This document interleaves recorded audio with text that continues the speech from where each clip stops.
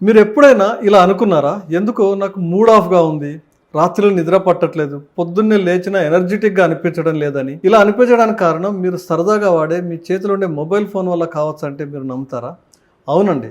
Mobile addiction వల్ల మీ శరీరంలోని హార్మోన్లు చాలా డిస్టర్బ్ అయిపోతుంటాయి. రోజు గంటల కొద్దీ స్క్రీన్ ముందు గడిపే వాళ్ళలో కొన్ని ముఖ్యమైన హార్మోన్లు ఇంబాలెన్స్ అవుతున్నాయన్నది తాజా పరిశోధనలు చెప్తున్నాయి.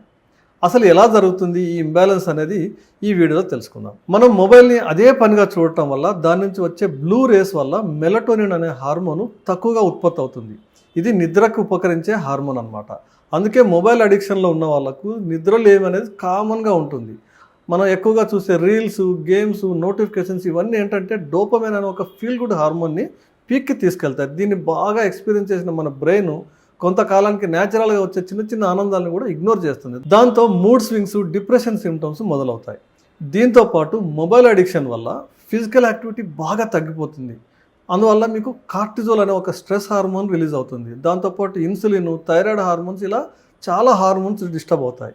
పరిస్థితి తీవ్రమైనప్పుడు పీసీఓడి, ఒబేసిటీ, ఇన్ఫర్టిలిటీ ప్రాబ్లమ్స్ కూడా వచ్చే అవకాశం ఉంది. ఈ పరిస్థితి రాకుండా ఎలాంటి జాగ్రత్తలు తీసుకోవాలంటే మనం నిద్రపోయే కంటే ఒక గంట ముందు మొబైల్ నుంచి డీటాక్సిఫికేషన్ తీసుకోవాలి.